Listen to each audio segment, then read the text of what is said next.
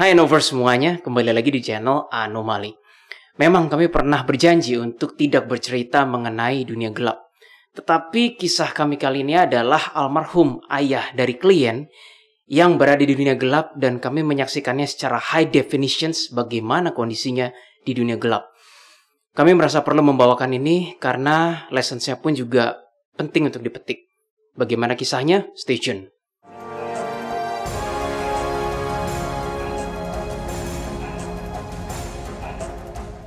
Di video kali ini kami akan bercerita mengenai latar belakang klien kami, apa permintaannya ketika bertemu anomali, lalu apa yang kami temukan dalam scanning kami, lalu apa yang akhirnya diceritakan oleh klien, dan yang terakhir adalah bagaimana kami menyikapinya ke semuanya itu. Kita mulai dari latar belakang klien kami. Tersebutlah klien kami yang bernama Nia. Nia ini adalah anak dari seorang pria yang bernama Suhendra. Again, nama ini merupakan nama anonim, bukan nama sesungguhnya. Nah, Lin ceritain deh, awal-awalnya gimana Nia datang ke kita, terus apa yang, go ahead. Dia sebenarnya, aku kasih tahu dulu ya, dia anak umur 21 tahun, jadi masih muda banget. Perawakannya tuh ceria pas ngobrol sama kita. Dan mukanya unyu. Iya, lucu banget. Kalau kalian tahu Crystal Jung, mirip banget. Dia mirip banget, cantik kayak Crystal Jung. Jadi benar-benar ceria, happy, nggak kelihatan kayak anak yang bermasalah sama sekali. Nah, Dian bertanya mengenai almarhum papanya. Jadi ternyata papanya sudah meninggal beberapa bulan yang lalu atau berapa tahun yang lalu. Pokoknya dekat-dekat pandemi COVID. Pandemi COVID lah maksudnya. COVID. Ya udahlah. Sebenarnya permintaannya dua sih. Satu yang kumantong, cuma kami nggak cerita di sini karena kami pernah membahasnya spirit doll di episode yang ini. Nah, dia bertanya almarhum papanya, lalu dia berikan fotonya, minta kita tolong untuk scanning ada di mana, apakah sudah tenang atau tidak. Kalau misalnya nggak tenang, ya dia minta solusinya seperti apa. Intinya 2018 seperti ya itu. Meninggalnya, kalau nggak salah. Iya, kayaknya 2018 kan? Sekitar segitu. Oke. Iya. Keluarga Nia terdiri dari 5 orang, guys. Jadi ada mama, papa, Nia yang kakak yang paling tua. Nia kan perempuan ya, terus dia punya adik laki-laki 2 orang. Nah, fotonya seperti di sini. Ini foto pertama guys, sengaja udah gua blur. Jadi itu papanya yang paling kiri, ya kan? Lalu Nia itu lagi ulang tahun, dia bawa kue ulang tahun seperti ini. Di sebelah papanya tuh yang di tangannya begini tuh sebenarnya ada anak lagi yang laki, yang lebih kecil. Cuma karena ketutupan sama blur mozaiknya jadi nggak kelihatan. Lalu di sebelahnya Nia yang tangannya lagi begini bawa kue ulang tahun itu mamanya. Di sebelah mamanya adalah anak laki yang kedua kalau nggak salah. Adiknya Nia. Iya, adiknya Nia. Terus ada lagi foto berikutnya yang ini. Ini juga foto keluarga mereka. Ayahnya yang pakai baju kuning. Terus di depan ayahnya itu 2 anak laki yang gue bilang tadi. Di sebelah papanya itu mamanya yang baju hitam dan Nia itu yang ada baju selendang hijau-hijau dan merah. Itu foto keluarganya.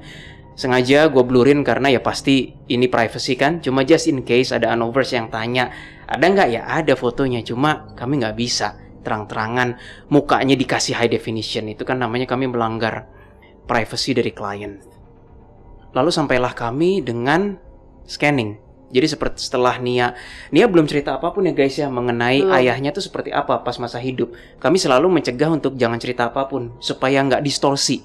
Ya tapi kan? sebenarnya Nia tuh udah cerita sih, cuman menurut pandangan orang lain. Jadi bukan menurut pandangan keluarga dia. Jadi waktu upacara pemakaman, katanya Nia nih ya, orang-orang tuh banyak yang sayang guys sama papanya. Jadi pada nangisin, pada kesannya tuh sedih banget. Dan mereka semua itu bilang bahwa papanya Nia itu bener-bener super duper baik. Image-nya selalu baik, nggak ada sedikit pun buruk. Dan bahkan di dalam peti matinya gitu ditaruhin kitab suci, terus juga waktu itu dia kayaknya agama Kristen ya. Katolik. Oh Katolik ya. Iya. Oh ya Katolik. Terus ada kalung rosario juga. Jadi bener-bener semuanya tuh dipersiapkan secara agama juga udah oke banget lah. Gitu.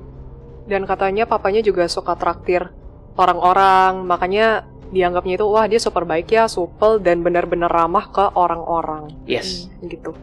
Nah, mengingat semua premis fakta-fakta itu, ya normally kami melihat ini keluarga baik-baik saja dong. Iya. Jadi harusnya ketika kami berusaha scan arwahnya, yaitu Suhendra tadi, Suhendra sekian namanya, we expect bahwa dia mungkin di alam yang tenang. Iya. Gitu kan? Karena dari ceritanya kan prolognya kan udah bagus banget. Gitu. Jadi Anover semuanya ketika gue scanning foto Suhendra tersebut, yang langsung kerasa pertama kali adalah raw energy. Raw energy itu energi mentah, abstrak energinya bukan energi marah, bukan energi nafsu, bukan energi kebaikan, tetapi energi keberdosaan. Jadi gimana ya Anover semuanya? Energi dosa dalam bentuk yang paling murni. Itu yang gue rasain. Sampai gue bilang ke Nia, kok aku ngerasa Papa ada rasa keberdosaan ya? Baru scanning sekali loh, terus apa lagi yang kalian lihat? Dan aku ngelihat Vision jelas banget, papanya itu kayak diikat tangannya, kedua tangannya tuh diikat, jadi kayak begini guys. Posisinya tuh kayak begini, dan rantainya di sini kan? Iya, belenggunya di kayak sini. begini, belenggunya tuh di pergelangan tangan. Lalu aku melihat bagian torso ke bawahnya itu hancur lebur dan kayak ada usus keluar begitu. Ini mungkin sorry ya gitu. Mungkin ada beberapa dari kalian yang mungkin agak disturbing gitu. Terburai ususnya. Iya, terburai gitu. Jadi bener-bener pada saat itu tuh aku pas nyampein ke Nia tuh rasanya nggak enak banget. Karena kan bagaimanapun itu adalah ayahnya Nia. Betul, bayangin Nia yang ceritanya baik-baik, reputasi ayah, kami ngelihatnya lain. Ya pasti kami yang dianggap halu dong. Iya. Pasti kami yang dianggap halu sama orang-orang. Tapi berkali-kali Aileen, gua, Jesslyn nge-scan, yang kelihatan nggak enak. Aku ngelihatnya sebenarnya memori. Jadi pertama kali aku ngelihat pas hasil scanning itu warna dimensinya merah-merah, tapi aku tahu itu tempatnya unpleasant. Unpleasant. Udahlah. Terus. Ya, pokoknya bener-bener gak nyaman banget dan merasa ini tuh bukan tempat kubukanan. No, jauh. Iya. Terus pas aku lihat scanning memang benar posisinya seperti ini, tapi yang aku lihat itu memori. Jadi waktu itu memang ususnya belum keluar. Yang aku lihat itu bagian kakinya udah nggak ada. Dari sini. Gara-gara dicambuk. Iya, jadi ada bekas cambukan, sayatan-sayatan cambukan gitulah. Itu banyak banget. Itu pertama kali aku ngeliat. Dan akhirnya pas aku coba real time lagi bener bagian torso tengah ke bawah udah bener-bener hilang. Bener-bener hilang total. Dan posisinya dia pas lagi kita scan masih sadar nggak sadar ya? Nggak sadar tahu. lebih tepatnya. Iya. Dia cuma aware ada energi, tapi dia nggak sadar. Cuman kayak begini. Matanya tutup sih. Kayak begini, tapi bukan yang dipanggil nggak akan bangun, bukan gitu. Enggak. Itu nyeremin banget sih, persis kayak film-film Hollywood yang sorry ya, sadis banget, persis banget, gitu. gory banget. It's like literally hancur guys. Berdarah. Hancurnya tuh, oh my god, kayak kelindes tank gitu loh, kayak belecetan kemana-mana. Itu bisa tuh. Yang bisa tapi yang kayak tape diputar udah nggak bisa, gara-gara gue operasi gigi nih. Nah, sampai mana tadi? Sampai memori ya. Berbicara mengenai memori, kan gue, Aileen dan Jesslyn di fit call itu ngomongnya gantian. Gue pun juga ngelihat, sebenarnya kita terlanjur ngelihat vision sih ya. Kami lupa memvalidasi ayah itu pas masa hidupnya seperti apa. Akhirnya gue bilang ke Nia, pas masih hidup, papa tuh kalau ngeliatin orang kayak gini ya. Gitu banget guys. Jadi kayak misalnya ada orang lewat gitu, nggak berkedip diliatin. Bukan ngajak berantem, emang gayanya ngeliatin kayak gitu. Nia bilang, iya papa emang gitu. Satu, sling, jantang. Terus gue bilang lagi kayak, kok ada rasa energi bahwa ini papa menganak-emaskan yang cowok. Iya, ada. Biasanya kan kalau seorang ayah dekat sama anak perempuan kan, seorang ibu dekat sama anak laki-laki, itu kayak udah rahasia umum. Nah ini enggak, ini si almarhum Suhendra itu menganak-emaskan yang laki. Terus Nia bilang, iya, wah udah, confirm, itu validasi, itu arwahnya, dari memorinya. Dan masih banyak validasi lain ya. Nah balik lagi ke real time, ayahnya masih di dimensi itu, lanjutin. Guys, ada azan, kami berhenti sebentar ya. Tunggu ya, sorry. Oke, we're back. Nah, kalian ceritain dimensinya itu dan dimensi-dimensi yang kalian lihat, mulai dari cambuknya and everything. Go ahead. Dimensinya sih warnanya kemerahan merah terus agak kayak hitam. Merapi. Iya. Kayak Merapi tapi ada gradasi. Iya benar, kayak gradasi kayak gitu. Terus kalau berbatu. Iya benar, berbatu. Kalau sosok demonnya itu warna merah. Tanduknya sih waktu itu aku lihat yang begini ya modelnya ya. Wait, waktu kita lihat itu dia lagi ada nggak sih demonsnya? Enggak, itu memori. Oh, soalnya yang kakak lihat bener-bener cuma Iya. bapaknya begini doang. Yang real Begini time lagi diem, Betul. sadar nggak sadar. Menurut aku. Itu memori yang, jadi kita kan ngeliat kan yang dicambuk itu ya, Rin, Ada, ya, kayak, ada. kok bisa sih sampai belecatan begitu kan. Akhirnya kita coba trace memori. Demonnya, ups. Aileen seksi sekali. Enggak gitu. Dimasukin ya edit. Enggak boleh. Oke. Harus dimasukin. Enggak boleh, malu.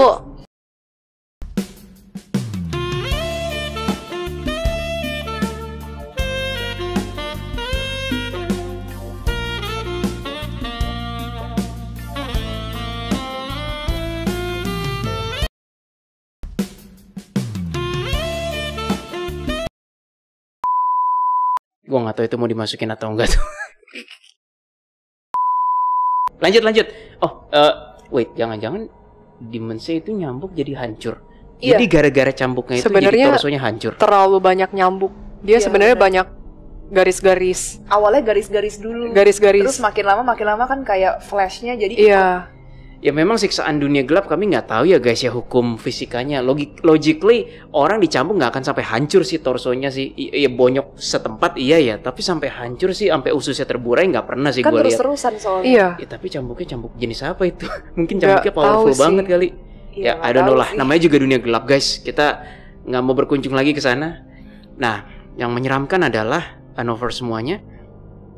Ketika gue mau berusaha berkomunikasi dengan arwahnya itu kayak saya kebangun-bangun gini. Dan karena kebangun, kan karena kami fit call bersama Nia kan.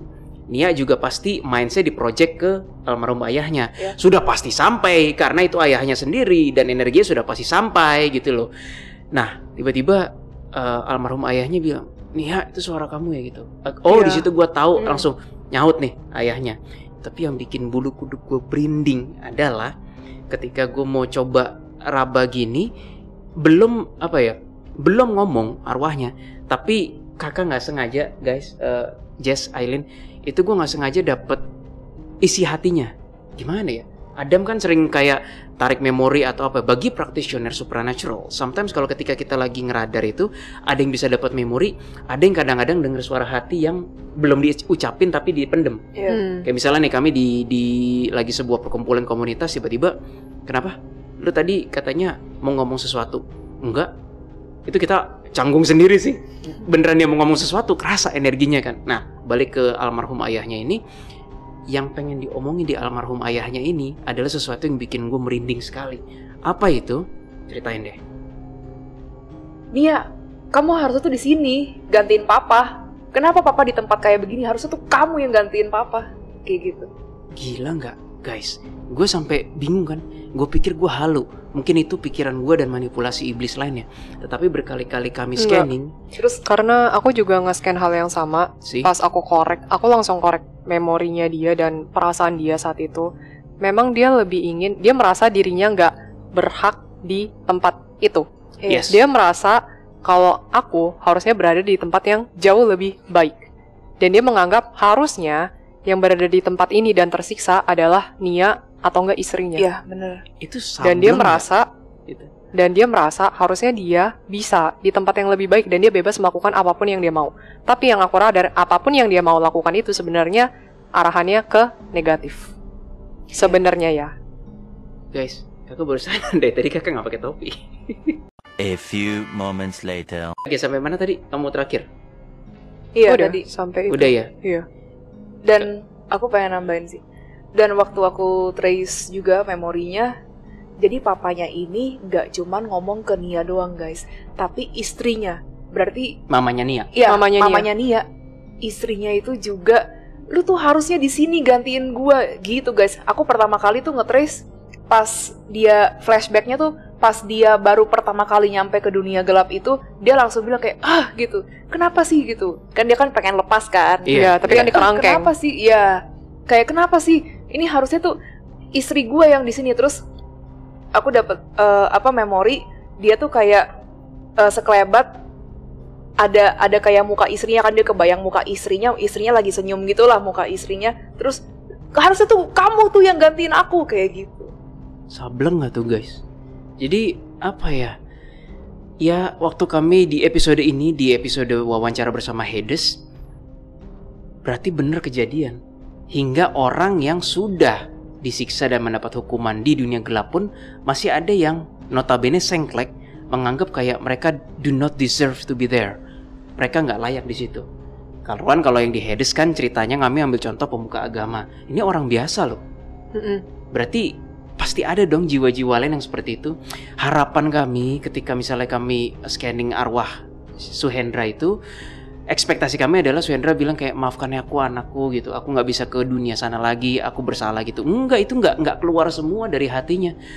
Actually selama kita nanganin klien lebih banyak, misalnya bukan lebih banyak arwah-arwah yang masuk di dunia kegelap pas kita radar. Biasanya merasa tidak enak dengan anaknya, minta maaf atau enggak merasa menyesal. Itu yang biasanya mostly kita lihat. Ini pertama kali, the first time kita ngelihat dia merasa dirinya benar dan merasa dirinya gak berhak ada di tempat itu. Sampai ini gue agak seuzon dan gue jahat, jangan ditiru ya. Sampai gue berpikir kayak bahasa Inggrisnya, I can't help myself but thinking kayak, ya pantesan aja lu di situ. Tapi kita belum cerita sih kan ke Anoverse semuanya apa yang sebenarnya benar-benar dilakukan sama papanya sampai akhirnya dia benar-benar bisa jatuh ke dunia gelap. Nah ya, sebelum kita ke arah sono, gue tuh pas fit call sampai sempat ditegur Keris gara-gara gue begini terus. Oh my god, saking shocknya guys. Shock pertama ngelihat high definition siksaan dunia gelap. Yang kedua adalah bisa ya ada jiwa sengklek begini yang udah di dunia gelap pun, yang notabene sistem Tuhan gak akan salah pun masih merasa dirinya gak bersalah begitu. Itu gue shock dua hal itu. Tapi akhirnya Keris, Willy kendalikan dirimu biar bagaimanapun itu klien, bersikap profesional ya. Jadi bagi Nia, again gue minta maaf ya waktu itu gue kaget sampai kalau gue kurang profesional, we are sorry. Balik lagi, kami akhirnya memutuskan kayak guys, mendingan kita stop deh ngelihat high definition dunia gelap ini. Kita balik ke Nianya lagi deh. Kami belum diceritakan sama sekali mengenai apa sih yang dilakukan ayahnya pas masa hidup. Akhirnya kami tutup komunikasi kami dengan dunia gelap tersebut. Itu pun masih bocor-bocor loh. Kayak kamu mestinya di sini, sampai gua tutup total saking dari yang shock, jengkel sampai kesel gua. Dan dia aja masih macam apa itu kayak gitu. Iya, dan dia masih kayak pas denger suaranya dia kesel abis itu kamu. Iya, sambil goyangin rantai besinya itu kayak mau lepas gitu, kayak mau makan Nia. Ya menurut aku serem banget loh. Aileen, jangan makan kita, Aileen. Sejak kapan? Mulut gue paling kecil di antara yang lain. Aku lebih kecil. Kakak lebih kecil. Udah lanjut. Nia dari tadi yang pas dengerin kita nerawang dunia sana dan berkomunikasi sedikit dengan ayahnya, cuman bisa diem doang. Tapi dia kayak masih bilang, iya cuman apa sih dianggapnya baik ya sama orang-orang gitu. Terus aku nggak puas dong guys. Ya masa begitu? Takutnya radar kita salah, tapi takutnya berkali-kali salah. kok nggak salah berkali-kali ke situ ya kan. Terus yaudah akhirnya aku korek aja deh, nge-trace memori papanya dan orangnya, karakternya kayak gimana. Yang aku radar dia memang nggak sayang keluarga. Jadi dia berbuat baik terhadap orang lain itu hanya pencitraan diri doang. Tapi sebenarnya deep down itu bukan yang benar-benar tulus. Contoh, dia traktir orang. Ya udah, ya traktir, iya nggak apa-apa. Tapi kan nggak tahu deep down di dalam hati dia berpikir seperti apa kepada orang itu. Bisa saja dia berpikir negatif tentang orang itu, padahal dia masih tetap traktir. Itu pertama yang aku radar. Jadi supaya orang-orang mengenal dia itu baik dan orang-orang suka sama dia. Yang kedua, dia memang nggak sayang banget sama keluarganya, terutama istrinya dan si Nianya. Aku benar-benar ngerasa harusnya sebagai seorang ayah dia punya tanggung jawab, tapi ini kok kayak nggak bertanggung jawab dan kesannya tuh rasa sayangnya tuh bahkan udah nggak ada. Ini aku bingung banget, karena biasanya ketika aku meradar orang lain, seburuk-buruknya seorang ayah, dia masih tetap sayang anaknya lah, at least ya. Tapi ini sama sekali gak sayang sama sekali. Jadi benar-benar memperlakukan keluarganya dengan kasar, bisa maki-maki dengan kata-kata binatang yang aku lihat di memori. Terus juga kalau emosi, banting barang, benar-benar kayak orang kesetan gitulah. Dan yang ketiga, dia ternyata beberapa kali juga nggak baik terhadap orang lain. Gak baiknya dalam apa? Kan katanya kan tadi pencitraan kan. Cuman ada sebagian orang yang kalau dia benar-benar udah gak suka banget, dia bahkan bisa memperlakukannya dengan sangat amat kasar. Dikata-katain, dan mungkin bisa melakukan kekerasan fisik. Jadi itu 3 poin yang aku kasih tahu ke si Nia. Papa kamu, kenapa yang aku radar seperti ini? Lalu akhirnya si Nia baru mulai buka suara, dan dia baru ngaku apa? Nia berkata bahwa sebenarnya papa bener-bener beda 180 derajat dari yang orang-orang kenal. Kenapa ngeliatin begitu? Ya benar. Cerita. Iya, benar. Beda banget 180 derajat dari yang orang-orang kenal dengan keluarga sendiri. Jadi guys, Nia mukanya agak sedih gitu dan dia bilang sebenarnya mama itu tekanan batin sama papa. Mama sebelum aku lahir, kan aku anak pertama. Mama sebelum aku lahir itu sebenarnya udah hamil, udah punya anak. Mengandung. Ya udah mengandung, which is berarti kakaknya Nia. Iya. Iya, kakaknya Nia. Dan itu keguguran karena dikasarin sama papanya. Mamanya itu dipukulin sampai keguguran bayinya. Iya.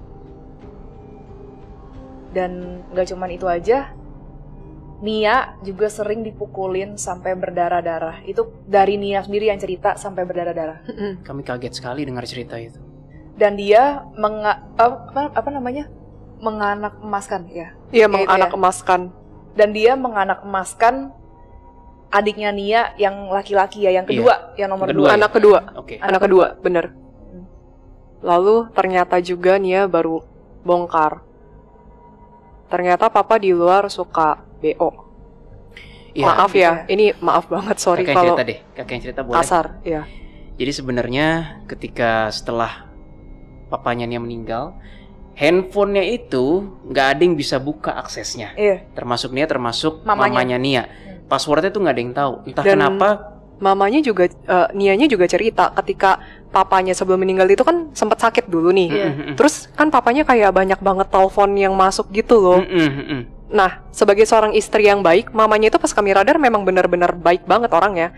Itu kayak mau ngebantu papanya kan, sinilah teleponnya aku aja yang angkat, kamu istirahat aja, kamu kan udah sakit, masuk rumah sakit, rawat inap. Ya mendingan aku aja yang angkat teleponnya, nggak apa-apa aku yang bantuin pekerjaan kamu apa gimana. Tapi papanya selalu nolak, pokoknya HP itu tidak boleh disentuh oleh siapapun itu. Dan ketika maminya berusaha nggak dikasih tahu passwordnya sampai meninggal kok. Nggak ada yang tahu. Mami sampai berapa minggu itu nggak tahu, sampai nyerah kata Nia. Entah kenapa pada hari itu mamanya ketik satu password yang kayaknya jangan-jangan ini deh, klak, kebuka. Oh, Begitu. dia cerita sebenarnya mamanya merasa, pokoknya satu keluarga lah merasa, udahlah ini the last time lah, kalau nggak tahu passwordnya lagi ya udahlah biarin lah HP-nya. Dan ternyata kebuka. Ternyata kebuka. Dan Pas mereka udah mau nyerah. begitu udah kebuka, isinya Ya, menyimpan nomor-nomor perempuan yang untuk BO. diajak BO. Jadi selama ini keluarganya sendiri bahkan nggak tahu papanya seperti itu di luar sana. Dan itu nomornya nggak cuma satu kontak doang katanya guys, itu banyak. Makanya banyak banget yang nelpon nyariin papanya. Dan sering pergi ke klub, terus Iya. foto-foto sama cewek-cewek gitu. berarti Iya. duitnya habis di situ tuh. Ya, duitnya Bisa habis di situ. dipastikan. Mamanya baru tahu setelah papanya meninggal. Baru kebuka lah semua aib-aibnya. Akhirnya sampai pada akhir video call, ya Nia bilang kayak minta tolong ke kami kan, bisa nggak ayahku ditolong, almarhum ayahku ditolong. Kami bilang kami nggak bisa menjanjikan apa-apa Nia, karena per pengalaman kami, pemahaman kami, walaupun disclaimernya adalah Tuhan yang Maha Kuasa dan semua tergantung kehendak Tuhan, itu betul. Tetapi per pengalaman kami secara statistik belum pernah ada jiwa yang berada di dunia gelap sampai detik ini diangkat kembali oleh kuasa yang lebih berwenang. Entah malaikat, entah arka, entah Tuhan, belum ada. Dan kami makanya bilang kami nggak bisa janji Nia. Akhirnya kami memutuskan untuk berdoa bareng. Tetap berusaha adalah berusaha, harus dilakukan. Ya saking Nia kan fit call kan, kalau enggak pasti kami udah ajak berpegangan tangan. Kami berdoa, mohon pertolongan, mohon belas kasihan pada Tuhan yang Maha Kuasa terhadap almarhum Suhendra, dan tidak terjadi apa-apa. Anover semuanya. Disitulah kami menyerah, karena kami tidak berdaya. Mungkin kalau Anovers nanya, bisa nggak sih anomali dobrak gitu, terus ngelihat apa yang terjadi, itu sudah sering kami lakukan. Makanya kami sering dapat istilahnya batunya, entah gue tiba-tiba sakit lah, keganggu, nightmare lah. Karena antara kubu kanan dan kubu kiri tuh, kalau kubu kiri didobrak, yang dari pihak sini tuh bukan cuma kayak jangan, nggak boleh ya, nggak boleh, enggak, didobrak dia ngikut guys ke gua. Kurang ajarnya tuh begitu loh kubu kiri itu. Kalau kubu kanan, gue ceritakan di episode yang sebelumnya. Paling nggak boleh doang. Di DA, yang ini nih, yang mengenai pemanggilan arwah ya. Iya yang itu. Itu kubu kanan bilang cuma jangan. Jadi sebelum gue dobrak udah diwanti-wanti jangan. Itu sistem kubu kanan tuh. Kalau kubu kiri, kadang kita nggak tahu batas sih, nggak ada yang larang. Tahu-tahu terlarang aja. Kan kampret kubu kiri tuh. Nah, dunia gelap itu tuh aturan mainnya tuh ekstrim, layernya berlapis-lapis, nggak tahu basement satu yang mana, basement paling pojok yang mana kami nggak tahu. Tapi intinya it's very dangerous, very very dangerous. Sedihnya banyak sekali jiwa atau arwah manusia masuk ke situ. Di situ kami udah nggak bisa berbuat apa-apa. Itu di luar kuasa kami. Kami hanya bilang, kami hanya bisa janji ke klien setiap kali disclaimer kami hanya bisa bantu berdoa. Jadi tanpa bermaksud mendiskreditkan praktisi lain, kami merasa kalau ada orang yang bilang dengan kekuatan sendiri bisa menarik jiwa dari dunia gelap ditolong, rasanya itu mendekati omong kosong. Walaupun kami belum tentu benar ya, tetapi rasanya itu mendekati omong kosong. Karena bagi praktisi supernatural yang sudah pernah melihat ataupun merasakan ataupun mencicipi energi dunia gelap, itu sesuatu yang definitely you do not want to mess around with. Kecuali bahasa Indonesianya itu benar-benar sesuatu yang Anda tidak akan mau bermain-main dengan itu. betul, kecuali dia itu korban. Ya. Atau enggak memang ada kubu kiri yang keterlaluan banget. Tapi itu biasanya jarang sih kalau yang kubu kiri keterlaluan banget, yang contohnya kasus Soli. Ya, Itu jarang, tapi itu kan di luar. Dan itu pun juga kita nggak tahu dunia gelap yang versi mana loh. Enggak. Apakah basement atau di mana kita nggak Tapi tahu. aku berasanya itu dimensi memang khusus orang yang berdosa karena perbuatannya sendiri. Ya. Jadi karena free will dia sendiri, bukan karena domplengan iblis ataupun hal-hal yang supranatural. Bukan. Jadi hasil buah karma dia ketika di dunia. Dari perjalanan anomali terbentuk hingga detektif astral terbentuk, tidak pernah sekalipun ketika kami mendoakan arwah, itu kami pakai tenaga sendiri. Nggak pernah. Kapan kami pakai tenaga sendiri? Cecily Chris, kami menggunakan doa pada Tuhan. Gaby Petito, Brian Laundrie, ini semua di channel Detektif Astral. Begitu pula dengan anomali. Maksudnya semua arwah-arwah yang sudah kami wawancarai dan ketemu, termasuk Hyun Sop dan banyak sekali bagi Anovers and the Clients, pasti teman-teman tahu apa yang kami maksud. Jadi untuk menutup video ini, ya nggak ada pesan yang signifikan banget sih selain jagalah hidup kita masing-masing. Hidup Karena dengan baik, kata Keris. Tuh, Keris bilang. Itu saja, Bibi. Karena kalau sudah meninggal, palu sudah diketok dan tidak ada kata perubahan. Banyak kejadian ketika kami berasa ada klien-klien yang sesaat sebelum meninggal itu Keris. sejenis ada pertobatan tuh ada. Jadi walaupun Black GR udah standby, tetapi sebelum nafas terakhir diambil oleh Tuhan, itu tuh masih ada pertobatan. Tetapi ketika nafas terakhir sudah diambil, palu sudah diketok. Silakan Keris. Mungkin ada beberapa dari kalian yang berpikir bahwa kalian bebas melakukan apapun di hidup, dan nanti ketika kalian tua, kalian akan bertobat sebelum ajal menjemput. Pada faktanya, bertobat karena takut masuk dunia gelap, itu alasan yang agak sulit diterima. Bertobat untuk apa? Untuk hidup menjadi lebih baik lagi? Atau untuk supaya tidak masuk ke dunia gelap? Coba kalian pikirkan, kata Keris. Ya, gue pun juga baru dapat abstrak kayaknya sih dari HB gue ini, menanggapi yang Jaslyn bilang tadi. bertobatlah karena kamu memang ingin menjadi manusia yang lebih baik. Dan berbuat baiklah bukan karena kamu ingin masuk surga, tetapi menjadilah terus manusia yang lebih baik karena kodrat kita sebagai ciptaan Tuhan yang seperti itu adanya. Itu kira-kira message-nya. Nggak ada message lain yang bisa kami sampaikan? Itu saja, Willy, kata Charis. Tuhan itu nggak bisa dibohongin ya guys. Tuhan tahu setiap isi hati kita, setiap perbuatan kita, setiap detiknya. Jadi jangan berpikir kalian bisa membohongi Tuhan atau menipu Tuhan dengan cara kalian. Itu pembelajaran yang aku dapat ketika menangani klien ini. Mungkin di luar sana dia dianggap baik oleh orang-orang, tapi gak ada yang tahu hati seseorang sesungguhnya seperti apa. Akhir kata, tidak ada satu hembusan ataupun tarikan nafas pun yang lolos dari pengawasan Tuhan. Sekian dulu video dari kami kali ini. Mungkin cerita kami kali ini agak menyeramkan. Kami mohon maaf atas ketidaknyamanannya. Semoga video kami berkenan kali ini untuk Anover semuanya dan the client semuanya. Please click like, share, and subscribe. Dan see you next time on our next videos. Bye-bye. Dah. Bagus. Yeay, keren. Sorry. Apa? Tutup kuping. Apa ini namanya? Nia Real 2.